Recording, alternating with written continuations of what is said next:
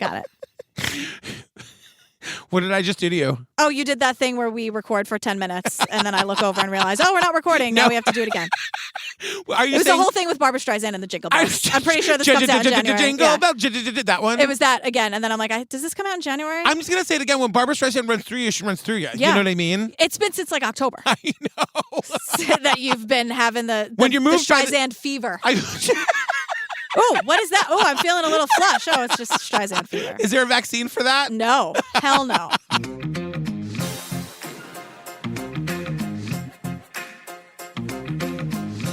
Hi, Jillian Pensavalli. More cowbell, right? That's the thing. The only cure is more cowbell.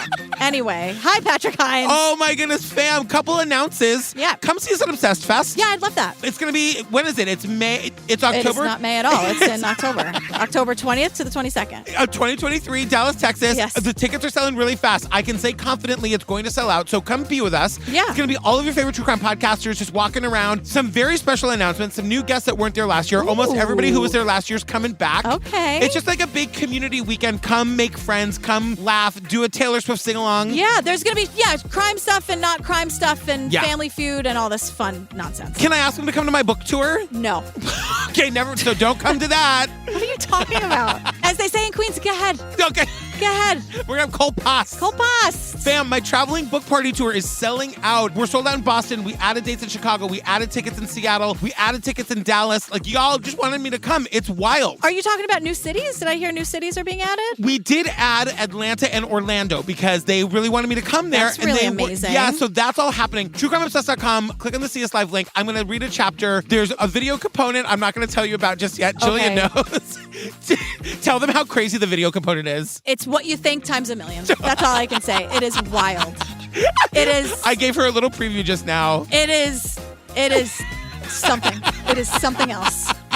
I'd love you all to join us on the Patreon if you want more Jillian Sure, and me. that would be fun too. You know what I mean? Over 350 full ad-free bonus apps, tons of video content, our live show from Obsessed Fest, our live show from Class Action Park in Boston. Oh, yeah, the Wilbur. Yeah, the Rabia panel where she talks about Adnan. There's so much video content there in addition to the 350 bonus apps. Right, yeah, it's like all the stuff you get on the regular feed ad-free and then the like long series like, Relentless. Maybe this video, and all that. video component that I have, maybe eventually I'll put it on Patreon just for a little while so people can see it. The entire thing? The entire or just thing. Yours? Oh, okay. What if I did that just for like a week, just for fun? I think that would, once again, be quite something. That's it, fam. Join the Facebook group. All right, let's get to this Okay, thing. let's go. Bye.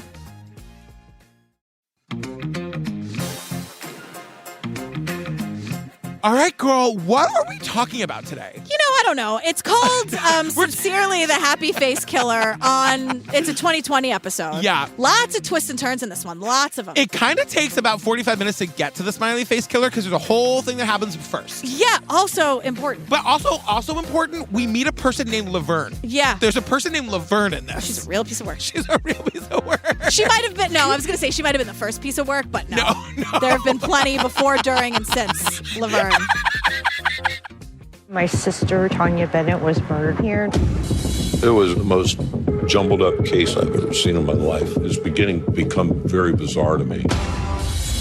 Laverne Pavlinac says she heard her boyfriend talking about killing a woman. She was a character, I can tell you that. A decade-long relationship that can only be described as dysfunctional, to put it mildly. The police start to zero in on John Sosnowski. No. Who's trying to put this on me? I don't remember going no court, there ain't no body, for God's sake. She says, I know he did it because I was there. She points out exactly where that body had been placed. She couldn't have missed it by 10 feet. I thought, my God, this woman was actually here. This was sort of like, Laverne, are you telling stories again? I always believed that the truth would come out eventually. I just didn't think the truth would come out of the mouth of a serial killer. It's like shoplifting. It is nothing like shoplifting. You're killing somebody.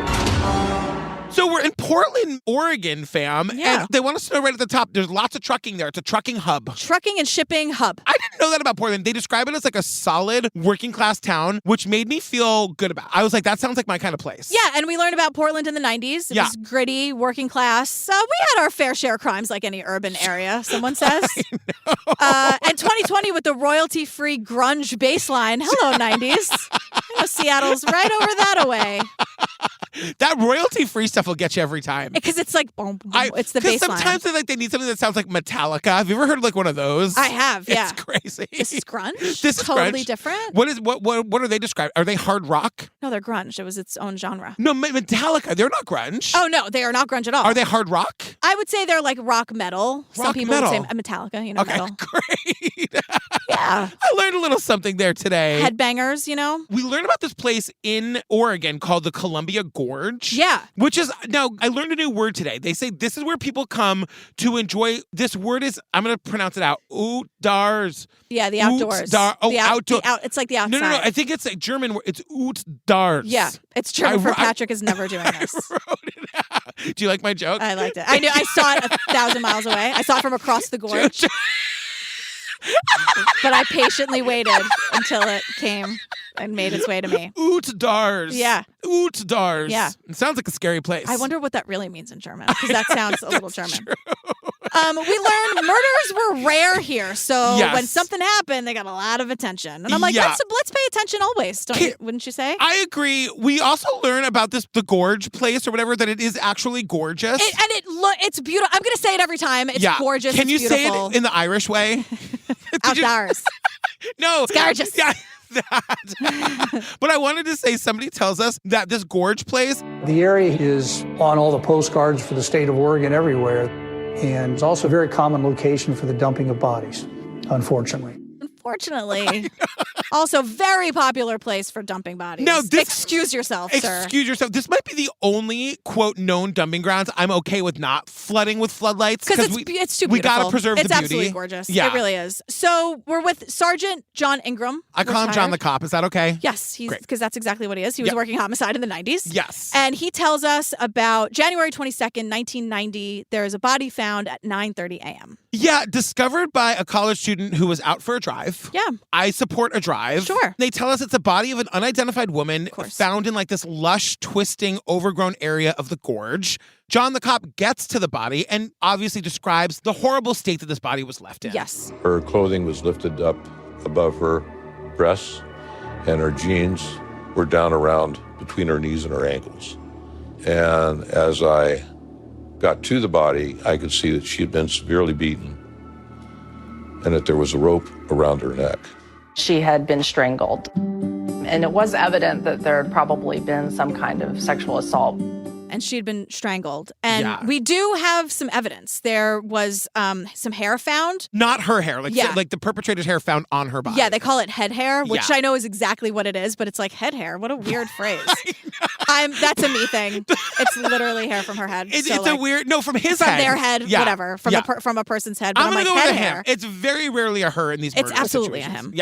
a him. There's also denim from the fly of jeans that was cut. No ID anywhere, but there was also a Swiss Army knife and headphones from a Walkman. Yes. But nothing to indicate who she was. No ID, nothing identifying about her. Yeah. And so our victim, they release a sketch, and even though it looks absolutely nothing like our victim, the victim's older sister comes forward about a week later, and her name's Michelle. Yeah, Michelle comes forward to say, my sister hadn't come home in a week, and then my neighbor was like, you really need to watch the news, because there's they found a body, and they show this. We got to do better with these sketches. Or, I don't know. I mean, I don't think they were reconstructing her face, because she wasn't that badly decomposed. You would think they would be able to because when we see what she actually looks like, the woman in the sketch really, really looks nothing at all like the person, except for the haircut. Right. So our victim's name is Tanuja Bennett. She's 23 years old because her sister Michelle is here. So she tells us about Tanya. She's a 23-year-old woman. She's described by her family as super friendly, but maybe a little bit naive. Tanuja Bennett was intellectually disabled. She was coping, though, and had apparently, some social life.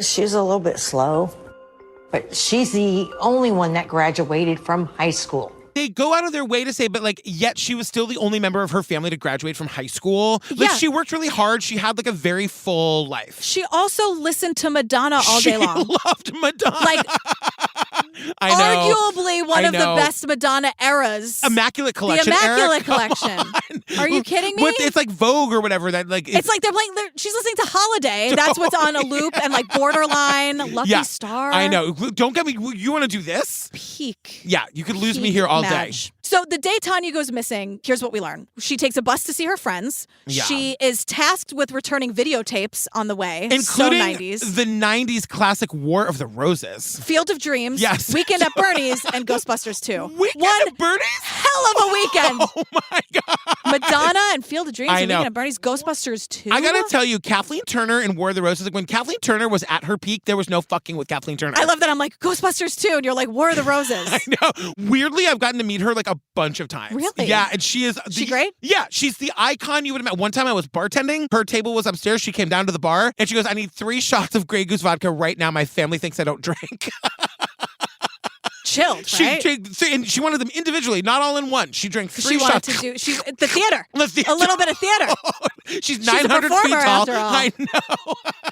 There is nothing like Kathleen Turner. She's a force. Oh my God. So Tanya takes her Walkman with her, and she had the tape of Back to Life by Soul to Soul. Yeah, her favorite song. Back to life, back to reality. So Tanya stops by the B&I Tavern. Yes. She was a semi-regular there. This again is the day she was missing. Yeah, and she, according to witnesses, She walked in just happy-go-lucky and was hugging people. And she was there playing pool with 2 guys.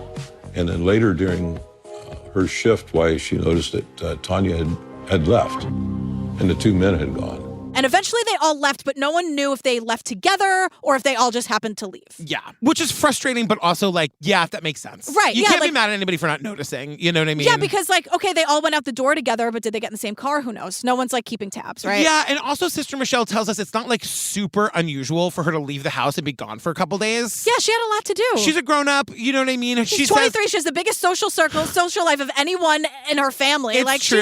She's living her life. She's got Madonna on the Walkman. She's ready to go. Good for her. Yeah, they said she was like a little bit secretive. Fine. The cops are trying to trace her steps. Everything was a dead end until they get an anonymous tip. And it is a woman calling the cops to implicate John Sosnowski. He was bragging at the bar about strangling a girl. Oh my God. Yeah, I want to go on the record here and say that nobody can pronounce his last name, so they all just call him John. Okay, great. Is it not Sosnowski? No, you nailed it. And Okay, I wrote great. it out phonetically, but everybody, including a judge who yells at him at one point, has to like say his name 4 times. Okay, well, everyone. We see that a lot. Yeah. I mean, one thing to know about John, which is important, is that he's described as an alcoholic, and he's got a girlfriend named Laverne. Yeah, and also, so John, we learn he works at the lumberyard by day. He's a drinker by night, their words. He is on probation for a DUI, but other than that, he has no criminal history at all. We meet his attorney, and his attorney is here to tell us Laverne Pavlinac and John Sosnowski were involved in a codependent dysfunctional relationship, the details of which were never made real clear. But she was really wanting to be out of the relationship. Laverne is John's girlfriend. They keep describing her as an older woman or an elderly woman or a grandmother type. She's like 55. But she's 18 years older than him. Yeah. You know, we got to do it, GP. You got to give me a minute to talk about her name. Her name is Laverne. Her name's Laverne. You love it. I don't know. It is a very like old school name. It really is Shamil Shmazel, Half of Pfeffer Incorporated or whatever. That's Laverne and Shirley, everybody. Even I know that. That is in the cultural zeitgeist. Get it together. And if you were like, Dick Van Dyke, who's that? I can't help you. No, I agree. Learn about the history of this country. It is American history, It is American damn it. history. God damn it. I just couldn't get over. Every time they said that, you cannot say the name Laverne without sounding like you're mad. Yes. You know what I mean? Laverne. I mean, like, and I'm not, like, I just, like, in my connotation is that, like, every Laverne works at a pie shop. Yes. You know what I mean? Like, Yeah. Or she because she worked, like, human resources for 26 She years. And everyone retired. loved Now her pound cake or her she's carrot great cake or with the whatever. coffee refill. Yeah. She's got those cat eye glasses. But everyone's like, oh, God, Laverne's here. She probably was, like, at the grassy knoll the moment that Kennedy was shot. She was there. Is she Babushka? Laverne. Babushka lady? Laverne's Babushka. No. We found Babushka. You know, but here's something funny. They keep calling her. If you all think I'm not going to make 18 pilgrimages to the Grassy Knoll in Again. Dallas for Obsessed Fest, we picked the hotel because it's close. You can walk to the Grassy Knoll. to the grassy motherfucking knoll. You can walk to it. Oh my God. I'm going to go twice. You're at giving least. tours, aren't you? I'm going to stand where Baboosh stood. I'm going to stand where the guy with the black umbrella stood. If you don't know who that is, look it up. It's fucking fascinating. Okay. Sorry, we can go on. Film. Just another thing about them calling Laverne like this elderly grandma-like woman. She's like 55. Yes. I remember the first time like watching the Golden Girls once I had a better grasp of age. Yeah. Because when you're a kid, they seem like they're 1,000 years old. And they also you know that fun fact that Estelle Getty was younger than Bea Arthur, right? Yeah. And that wig, my goodness, it's wonderful. But when they're talking, what are we doing here? I'm so excited because when they're talking about like how old they are all the time, and then eventually like Dorothy's like, I am 55, Blanche, and I'm like, what? I know. Wait a second. They talk like they've been widows for 30 years, half of them. They act, retirement. Oh, at my age, Dorothy, well, I simply can't. And I'm like, then Dorothy drops that she's in her like mid-50s at She's best. still got like a full decade in the workworce before she can retire. Like, it's so ridiculous the way they like lean into that they're elderly when it suits them. Meanwhile, are we ever going to talk about... This is the most amazing conversation we've ever had on this podcast. Then let's talk about how the fact that Sophia's from Italy, but she sounds like she's from Bensonhurst. And when her sister comes, it's the same thing. Her sister Angela, it's like a big surprise. They haven't spoken in 30 years. And then they hate each other, and then they don't, and it's great. But they're like back in the old country in Sicily, but they talk like they're from Brooklyn. I know. Like real Italians. I know. Anyway, Laverne isn't that old. She's just older than John. Right. But they even say, they're like, I believed every word she said. She was like my grandmother. Well, I'm like, what? No, I know. The thing is, we learn about Laverne that she made that anonymous call saying that her boyfriend, John, is the killer of this girl because they had set up a tip line for the murder. Yeah. We learned that Laverne's been doing this to John for years. Laverne would repeatedly call the probation officer, kind of claiming that he was drinking too much, he was not pleasant to live with. There was a bank robbery where they published a picture, and she reported him as the likely suspect in the bank robbery. She calls the probation officer anytime there's a mugshot. Just ask her, she'll tell you. She's not hiding it. No. She would report him anonymously and talk all the shit about him. And we learned that either she's very much exaggerating or these are total and complete lies because she's trying to pin like murders on John. Like one after another.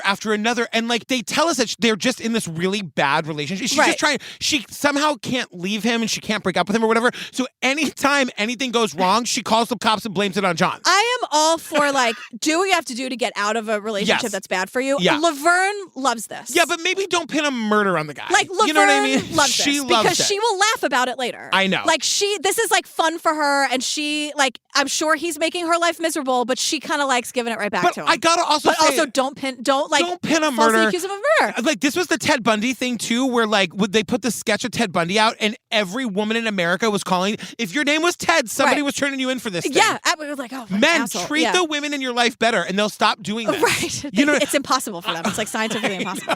We've been doing this for like thousands of years. So like, it's not going to work. I'm surprised with that Madeline McCann egg, like no face sketch the went egg out. with the side bangs? Every single man didn't get turned in for I know. it. You know what I mean? I'm sure they tried. Totally. Look at this one. He's a real dick. I bet he took that kid. Oh, God. But I don't think he was in Portugal that weekend. You know what? Call anyway. Call anyway. Call anyway. Well, that's the other thing. Like, she's wasting a lot of people's time. Like, the FBI is involved. Right. Like, there are actual real crimes that need to be solved, including this very one. 100%. That she's trying to blame her boyfriend for. So here's her first story. Yes. Laverne has many stories. This is her first one. Laverne stated that she had been with Sosnowski at JB's Lounge, and she had overheard him tell a man that he had killed a girl and left her body in the gorge and that he had sex with her.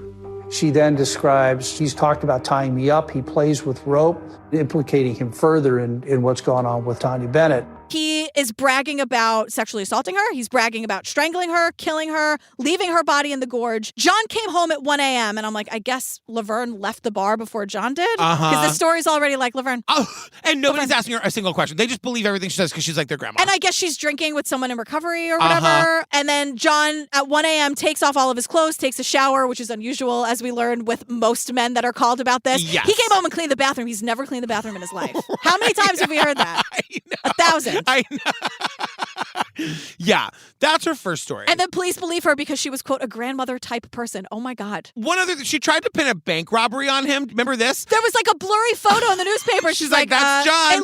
It wasn't John. It looked nothing like him. No, but it's just like, I don't know. You would think that they would be like, oh, fuck, it's Laverne again. You know what I mean? I guess. You can't take this lady at her word. So we get Laverne's backstory. Before getting into this relationship with John, she had been married to like her high school sweetheart. They were married for 25 years. He like cheated on her and left. Yeah. And then like she married another guy who died of cancer. And this guy, John, was his like helper. The guy's farmhand. Yeah. Yeah. And that's how she met John. Which like, that's a shitty life story. You know, that's a shitty backstory. I mean, especially with relationships, right? You can't deny that. But then it's just like, yeah, everyone's like, yeah, like Beth Karras is like, yeah, Jillian, but they still had a very fucked up, dysfunctional relationship. Yeah, I don't know where Beth Karras is from, but she is from a suburb of Boston. I am convinced of it because she's got that. I can't remember the exact words, but you know, she's got the Dunkin' app. She's got her regular. Yeah. You know what I mean? Like you can hear like the Burlington, Massachusetts. Yeah. In her. So the cops get a search warrant for John's house, and they're looking for things that we know she had that are missing, like her purse. Evidence. Thank you. I was like, what is the thing with that, like the little bits of things that connect you to the crime? What's that called again? Evidence. Thank you so much. So they're looking for Tanya's purse. They're looking for the piece of her jeans that was cut away. Yeah. They don't find those things, but they do find a piece of paper with the words T. Bennett, period, a good piece, disgusting, period, written on it. Which I'm assuming is like good piece of ass. That's like what that, another right? reporter says. Like so that's gross. But like, did he know her, or like, did he actually do this? Like, what the fuck? Yeah. So John gets hauled in for questioning. Yeah, obviously, and he's very cooperative. John Sosnowski was adamant that he had never met Tanya Bennett, and that he definitely didn't kill Tanya Bennett. Anything else you'd like to say, sir? Yes, if I may. I'm more than willing to help in any way that I can and clear myself and to help you people because I have nothing to hide.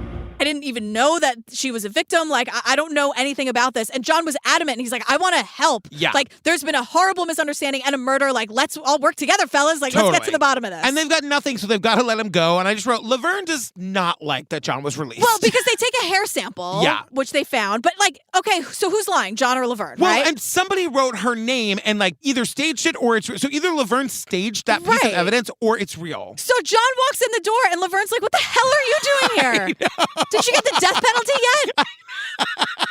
And so she, like, John walks in and she's like, God damn it. And she immediately, like, calls the cops and she's like, I want to actively be involved in the conviction of my boyfriend. Right. So let's figure this out. And they say that Laverne's calling them, like, every 10 minutes. Then Laverne... demanding to know why he's not in prison yet. Also, I can't get over her name is Laverne. I can't stop saying it. I love it. You love it. So she's calling the police to tell them, oh, by the way, in my trunk, I found a strange-looking purse and a piece of denim from a woman's pair of jeans. Isn't that exactly what you were looking for when you searched the house? Like, every time she calls, she's one, madder at John, but two, miraculously has another piece of evidence that she didn't have the last time she called. And I'm like, this is obvious to everybody but the cops. You know what I mean? Like, I'm like, Laverne, you need to take a fucking deep breath. Because what she's doing is she's reading articles in the newspaper and then calling the cops and saying that she has the thing they're looking for. Right. And then we get this thing where the cops are like, well, the hair that we found either matches or doesn't match John. We're not really sure and we can't tell you. Yeah, it's one of those things where it's like, oh, it's consistent with John's hair, but what that translates to, they can't say it is and they can't say it isn't. Like, then you gotta throw it out. You know what I mean? So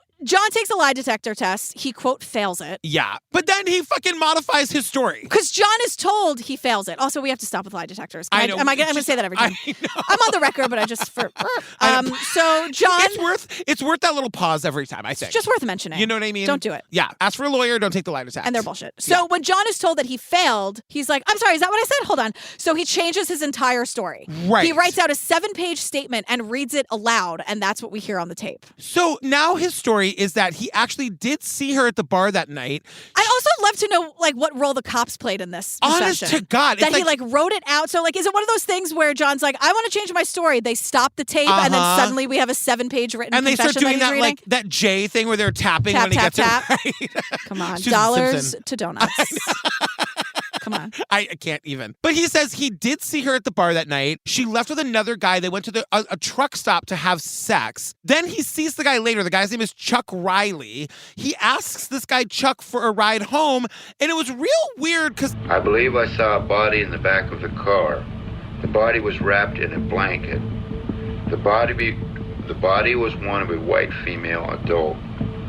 I had not known how she was killed. John's like, I don't know how she was killed, but she was definitely dead in the back of this guy Chuck's car. But what are you gonna do when a guy needs to ride home? You gotta just take it no matter what's in the back seat. Right. Now this is a major shift in the story, obviously. Yeah. So the police call Chuck, and Chuck's like, I'm sorry, what?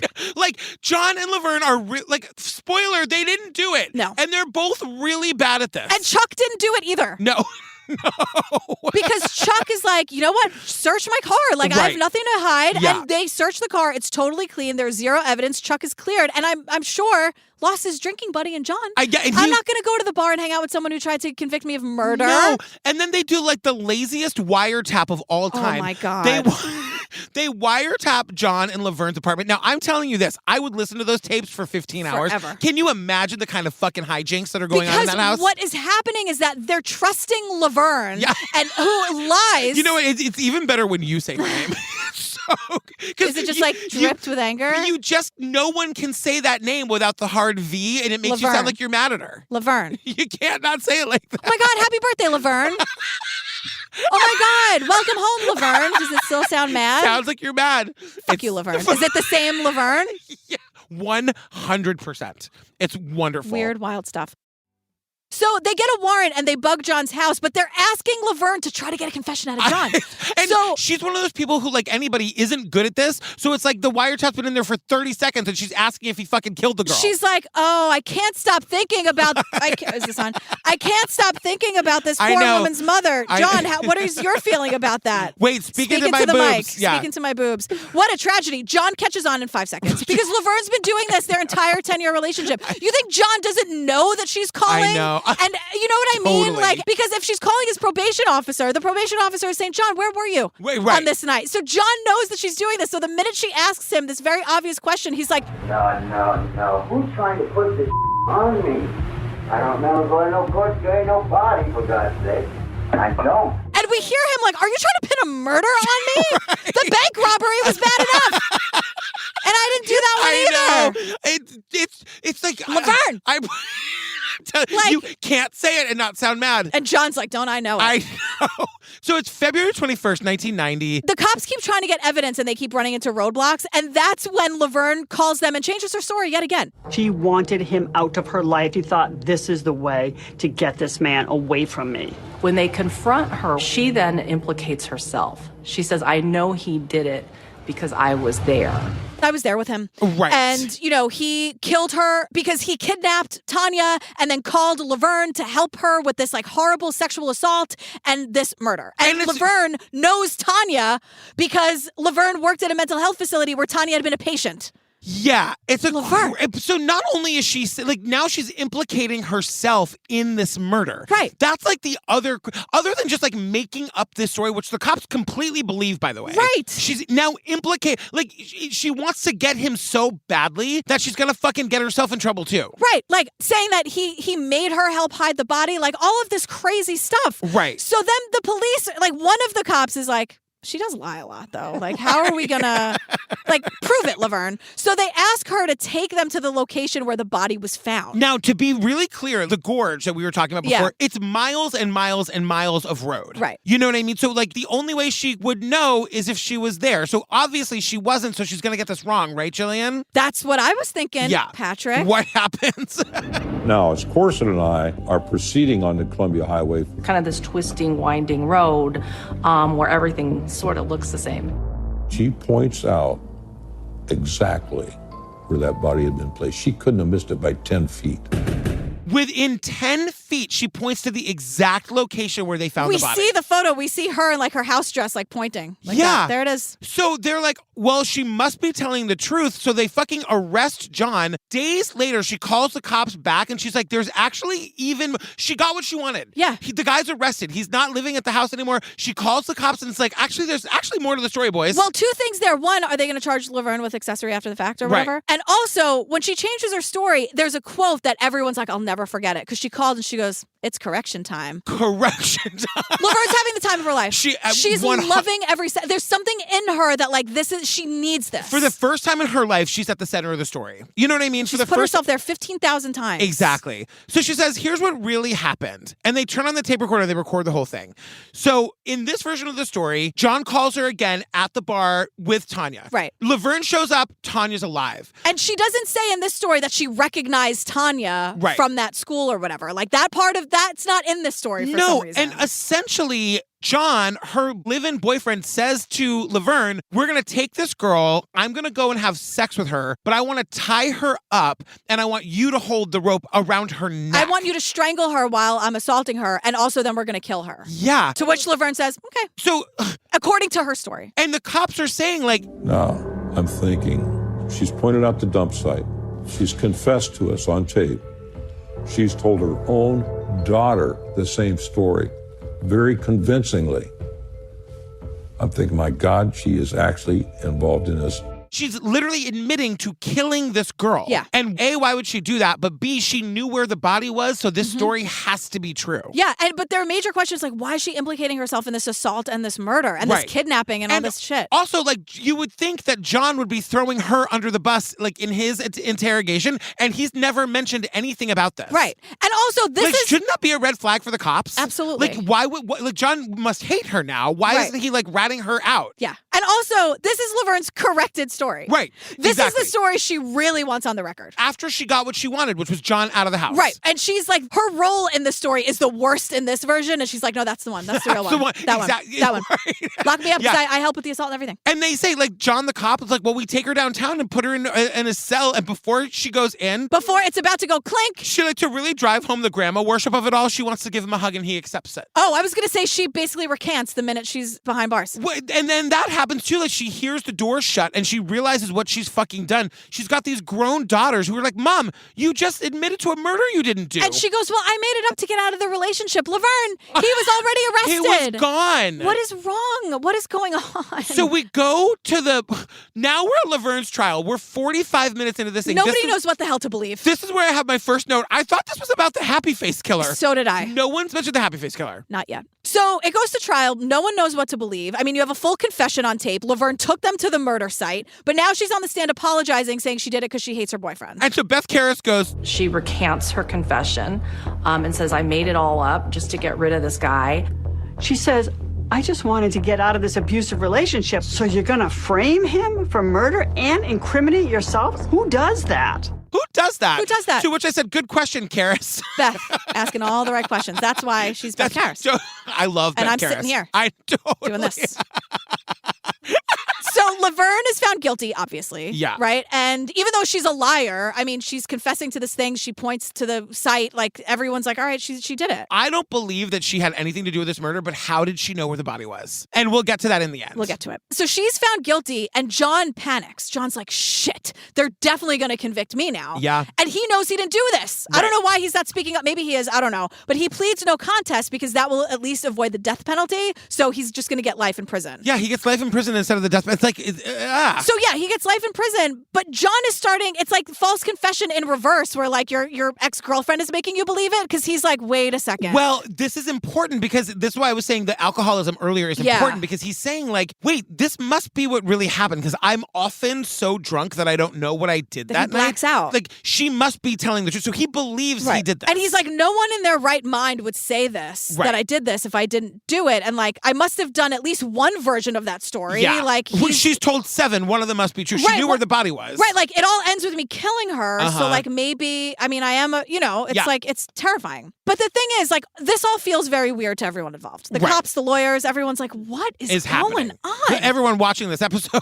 Yeah. And that's when we learn halfway through that hundreds of miles away, someone else is confessing to the murder of Tanuja Bennett, among other women. Kind of. They're finding these confessions written in like pen on bathroom stall doors in like truck stops. These cryptic messages were found hundreds of miles away from the courthouse, one in Montana and one in eastern Oregon.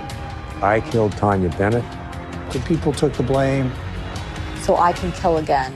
two people got the blame so I can kill again. Right. So, like, the cops know about this, but, like, it's not connected to a person. And it could just be, like, the rambling writings of a crazy person. A lot of people want to take credit for things that happens. So, but it's 1994, and Laverne is maintaining her innocence, and now these letters are coming. And this newspaper in Oregon... The Oregonian, which is weird because it's Oregon, but then you say Oregonian. Or you say, Oregon, right? You say Oregon. Yeah. Because I remember, like, when we were kids, the Oregon Trail, but we always said Oregon Trail. Yeah, and then I got big trouble with Miss Sossel if you said Oregon. Miss Sossel totally.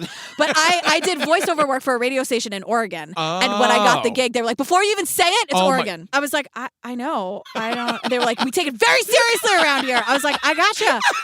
Don't worry about a thing." So now it's been ingrained because I was yelled at before I even fucked up. Wait, was Miss Sossel the producer of that? She must have been. Yes, it was. Janet Schlossel. What was her name? Schlossel? It was Janet Schlossel. It was Laverne Schlossel. She's a real piece of work. Schlossel. What is her name? Spell it. Don't act like I'm the crazy one. What is her name? Miss Sossel. I heard an extra L in there, and then I added like an H. Whatever. Point is, it's Oregon. People take it very seriously. I love the idea that my 5th grade elementary school teacher like quit her job to go produce radio commercials in Queens. Yeah, in Oregon. We did it remotely back before the pandemic. Recorded it in my closet, my old apartment. And she married a man named Jonathan Schlossel. Close enough to her original last name. So her name is Janet Sossel Schlossel. Is her real name Janet? I don't know. Wouldn't that be great if it was? Oh my God. So this newspaper gets a very, very scary and, quote, sick letter. And it's handwritten, and there's a smiley face drawn on top. Here we are at the happy face of it all. Yeah. So in this letter, the writer claims to be the murderer of Tanuja Bennett. Yeah. But the writer of the letter also confesses to a bunch of other murderers. Yes. And he's saying, I went to truck driving school and learned to drive.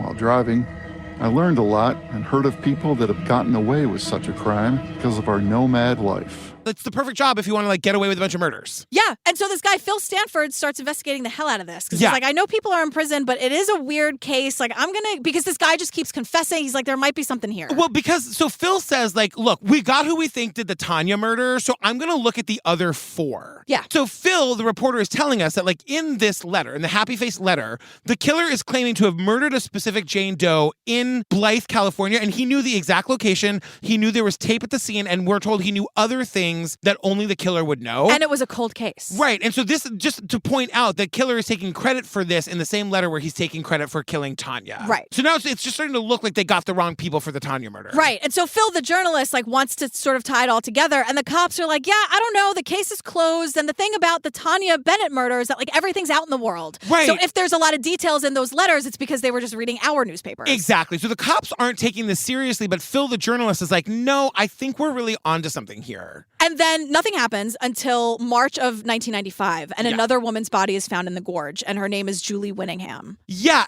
she was found by a motorist who pulled over to pee, that poor bastard. You know what I mean? Like, I'm so glad she was found, but holy shit. Like, it's just like 9 a.m. and you're pulling over to take your morning pee. Also peeing outside, right? I know that's like not Thank a big God. thing, You're like, he was meant to find her, and thank God he did, but just like, the shock to the system that must be. Right. And we hear the 911 call. He sounds pretty calm, and he's trying to like be a good citizen, but oh my God. Oh my God. So we're with Melissa, who's Julie's best friend, and we learn a little bit about Julie because a lot of she has bruises consistent with strangulation, and they're thinking like, okay, it is in the gorge. Is this connected to Tanuja Bennett somehow? Melissa, the best friend, is telling us she was a free spirit, and she would go here or there, and she would go to work at a place and wouldn't work for very long because she would always go out on the road. But, she would pop in and pop out, and over the years, she was that type of person. She wasn't connected to or tied down to many things.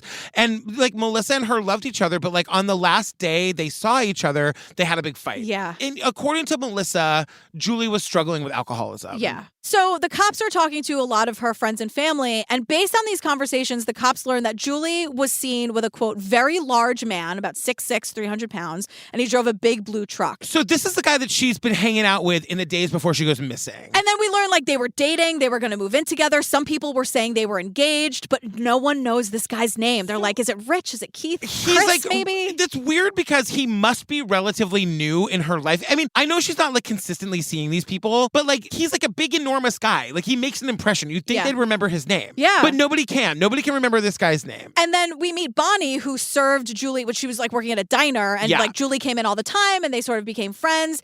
And Bonnie says, I just bought a car from Julie. And Julie was with her fiance. I'm pretty sure his name was Jerry. And if you want, like, you can have that information about the car. Like maybe there's something about that. Because there was a bill of sale. So there's a handwritten bill of sale to transfer the ownership of the car. And we see that it was witnessed by this guy, Keith Hunter Jesperson, who's the 6'6" trucker guy. Yeah, it's not Jerry, it's not Chris, it's not Rich. The fiance, the guy she was seen with, was Keith. And only one person that they questioned said, I think his name was Keith. And remember, the cops are kind of like, wait, they were in a relationship, they were going to get married, she's been missing and wound up dead. Where is this guy? We got to find Keith. Why isn't he giving a shit? Why isn't he out here looking for her? Right. You know what I mean? So they go to the trucking company he works for, and they ask around about him. They're like, yeah, he works here. Yes, that is absolutely his blue truck. And you know what? He's going to be in Las Cruces, New Mexico in 2 days. And now all I can think about is Jesse Pinkman from Breaking Bad. I'm driving all the way out to Las Cruces. 200 miles. I'm driving all the way out to Las Cruces. The way he says Las Cruces. It's like how you say Laverne. You can't say it and not sound mad. The way Aaron Paul as Jesse Pinkman says Las Cruces. The fact that Aaron Paul was on The Price is Right and we have video evidence to back it up. I know. It's wild. He's like, I was on 10 Red Bulls that day. I know. And before he was famous, it's crazy. He was like just about to be Can famous. you imagine? It's so crazy. Las Cruces. But so they like the cops essentially they fly out to Las Cruces. They get there ahead of him and they wait for him like in the parking lot of where he's supposed to be. We identified ourselves as detectives and asked if he'd come to the sheriff's office to talk to us. He said he'd absolutely go there, no problem. And that was our first insight into Keith Jesperson because Keith Jesperson thoroughly enjoyed talking about how great Keith is. This guy was writing letters. Of course he's going to talk. Right. Yeah, exactly. So everyone who talks about this guy, Jesperson, talks about how much, whenever he's like in an interview, loves to talk about himself. About how great he is. I mean, he's so great. Yeah, I gotta say, he's like Says him. Well, so we learn about this guy. I hate it when people talk about their childhood abuse as tough love. He was beaten by both his mother and his father. This guy like didn't have any friends. People made fun of him because he was bigger than the rest of them. Hold on a second. Yeah. Kids are fucking ruthless. Yes. They will bully anyone and everyone. You don't bully the tall kid, right? I was just saying, when did What, do you have a death wish? He was also incredibly good looking. Like, when did being tall and good looking become a fucking liability? They're calling him Baby Huey because apparently there was a cartoon where Baby Huey was like a big fucking chicken. This seems like so mean and probably offensive now. I'm like, guess. What is Baby Huey? I know. And they play some of it and I'm like, this is unsettling. It seems wrong. I don't know know. I'm scared of this. It's true. I don't like this. This was for children? So Keith gets married in 1975. He has 3 kids and he'd be gone all week driving because he was a trucker and then he'd come home on the weekend. So by 1988, he was divorced. His wife took the kids and we meet another Melissa. Everyone's friend, sister, person is named Melissa. But Melissa is Keith's daughter and she's here. And she says, once my parents divorced, my father's behavior became more erratic and creepy. It was like he was free and unfiltered to say whatever disturbing thing he wanted to say or do. He was free to say and do whatever he wanted, and we don't get any more details. I know. And kind Melissa, of thank God. I know. Like, what do you mean? But also don't tell me. Yeah. But when it comes to Julie, his fiance. His fiance, and right. the victim we're talking about right now. Yeah. He denied killing her, but he also like didn't really care that she was dead. Like he didn't ask what happened to her. He's not even trying to pretend. No, and the cops have nothing on him, so they've got to let him go. And they're like, we're miles from the Mexican border. He's going to like flee into Mexico and just be gone. They got to make some moves here. Yeah. But they still let him go. So a couple weeks later, March 24th, 1995, Keith decides that the best thing to do is turn himself in. Keith, this is the killer. He of course has to make it seem like it was his idea. Yeah, he calls the cops from a fucking rest area. And then someone's like, well, they were playing phone tag for a couple days. I know. Wait a second. I know. They are missing his call. He's leaving messages. He's minutes away from the Mexican border. Right. Don't you dare use the term phone tag. Admitting to Julie Winningham's murder, and they can't say it's after just 5. Keep missing each other. Can we have like a direct line that he can call, hoping that he calls back to rekill? Like, what is going on? And like his fucking story about why he killed her is that she had came to his truck, they had sex, and that he wanted to have sex again, and She didn't, and so he strangled her. He wanted to have sex again. She didn't want to, so he strangled her. Yeah, that's an appropriate response. My God. Yeah. Yeah. And he's doing all of this over the phone. I know. What was the other one? Was it BTK or whatever? Who was the other, like, enormously tall guy? Oh, Ed Kemper. Ed Kemper. Yeah. Who called from a payphone and was like, I'm just going to stand here till the cops come. Yeah. Come get me. I did it. I'm the one who's barely fitting in the... but truly, because he's like 7'1" or something. He's like incredibly tall. He's going to stand outside the phone booth. Yeah. So this guy is like, yeah, I'm confessing. Like, what do you want me to do? And they're like, you said, just stay put. Just stay right there. I know it took us 2.5 days to call you back, but hang on. Phone tag. So the cops tell him like how and where he's going to be arrested. Keith is totally cool about it. He followed all of their instructions. And honestly, like, good thing. Because once again, we get the cops saying for 5 minutes, we had nothing. Oh, thank God he confessed and like waited there and just allowed himself to be arrested, or else this guy would be on the loose. But then he does this insane thing because we learned that he's written this letter to his brother where he's confessed to 7 other murders. So he's sitting in the cops' office. They got him on the one. As far as they know, he did 1 murder. That's all they know. Yeah. He's like, girl, can I use your phone to call my brother? The cop is like, I can't let you out of my sight, but I'm going to sit right here. He calls his brother and basically says to his brother on the phone, hey, Ralph, you know that letter I sent you where I admitted to 7 other murders? Could you tear it up and throw it in the toilet? He says that in front of the other cop. Yeah, that letter where I confessed to 8 murders in 5 years. Could you just throw it away? Yeah. And the brother, God love him. His brother pretended like he threw it out, pretended as if he flushed it down the toilet, but he handed it over to the police. He's like, yeah, sure, and flushes and then puts the phone right near it so it sounds really loud. Look, I'm flushing.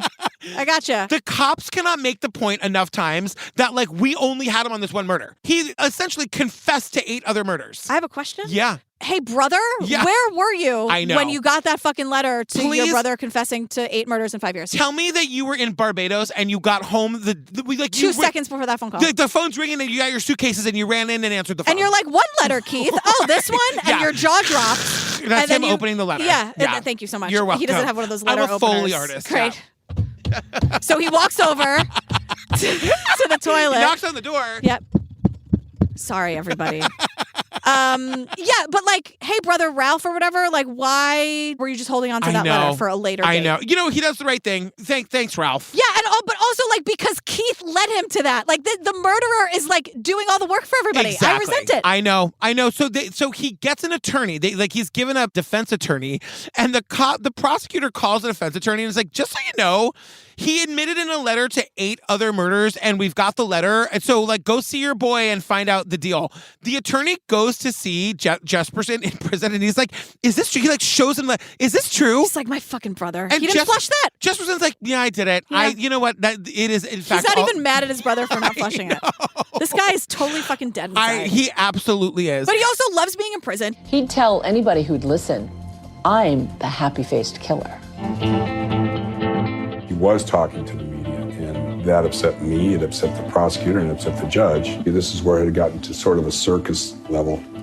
I mean, I had to wake up each day and see what my case was doing. He just loves the attention. He's talking to the press. He's calling all the news stations. He's bragging. Also, don't give this guy airtime. I know. Don't do it. I mean, and he is saying that, like, I'm trying to get the 2 wrongfully convicted people out of prison. He wants the credit. I know. He doesn't want Laverne and John to get credit for his handiwork. Totally. That's why. If you're Laverne and John, you don't care. You just want to get the fuck out of prison. You're John especially. Totally.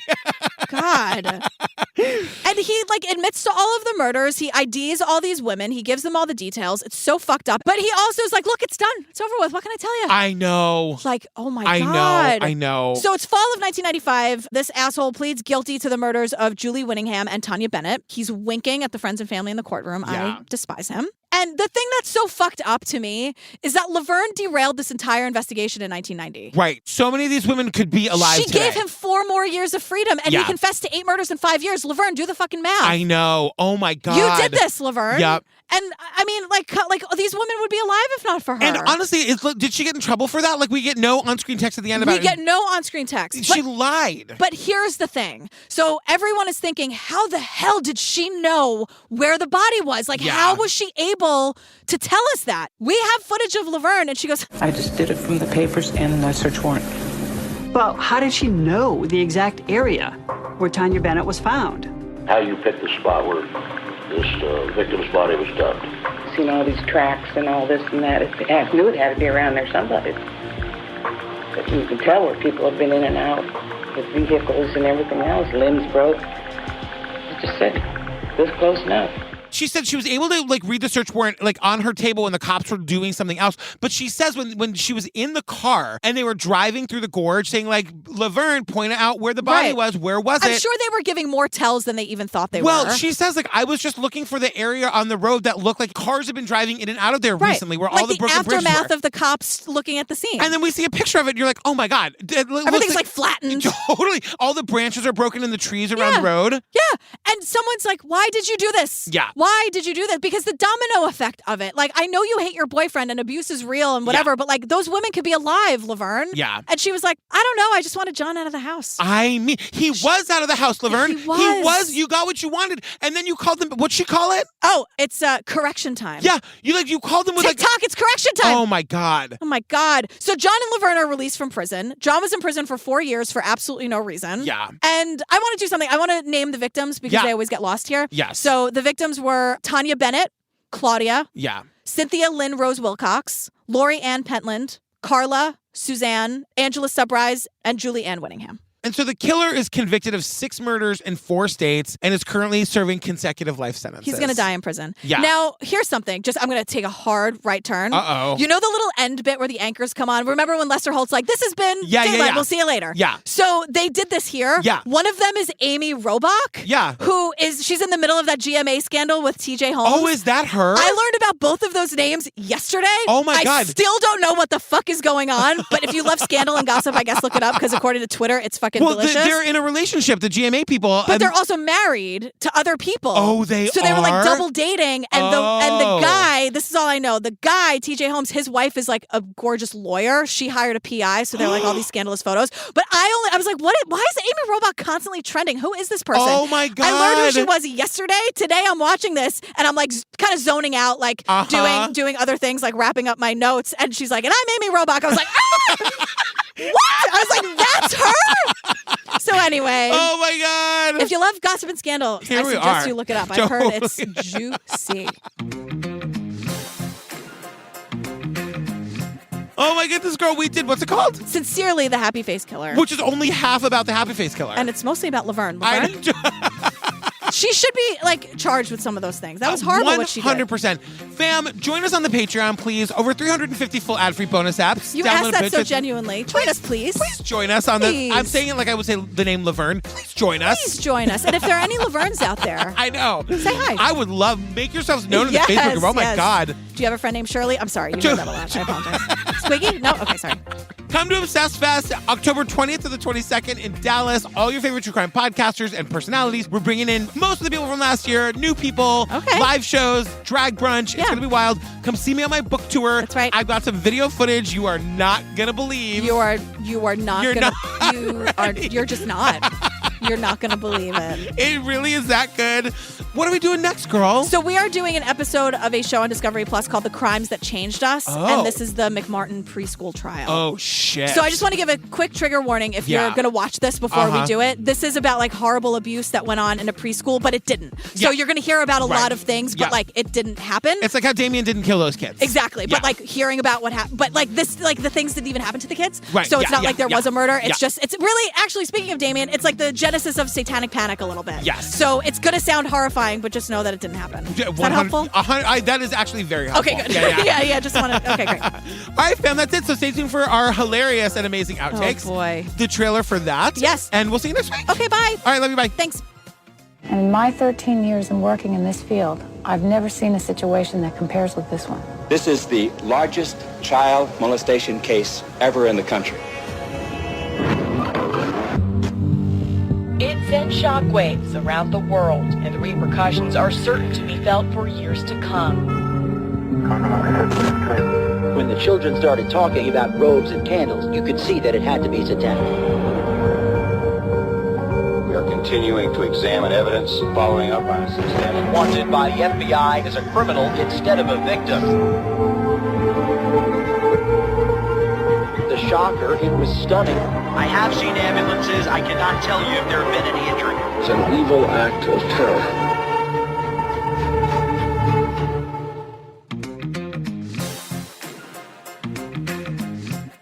So a couple weeks later, on March 24th, 1925, I told you a couple weeks ago, I told you about how I went to do a pickup order at Dunkin' and I got there and it was stolen.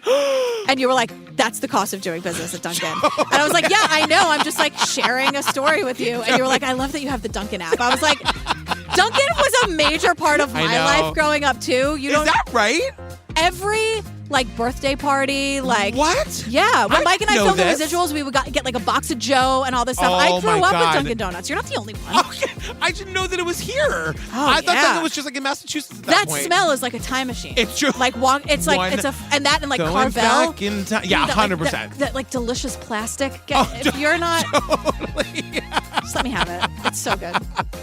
One time I did an event with Kathleen Turner and we were all backstage and she was getting ready and this lady walked in and Kathleen Turner said hello to the lady and the lady was hello, knew that she was somebody but didn't quite know what happened, and the lady walked out and came back 2 minutes later and Kathleen Turner goes, did you figure something out? That is so Kathleen Turner. Fucking Turner. Oh my God. I've never met her, but that's exactly what she would do. Back to It's the only part I know. and now Oh, okay. then. I know that one line. However do you want it? However do you need me? However do you want me? However do you need me? Oh, look, I know 2 lines. Are we harmonizing? No. Absolutely Is that what not. harmony sound? The No. Indigo Girls are rolling over in their almost graves. I was going to say, they are very much alive. Don't you dare. It's like whenever I see Dick Van Dyke trending on Twitter, I'm like, fuck, not today! God damn it!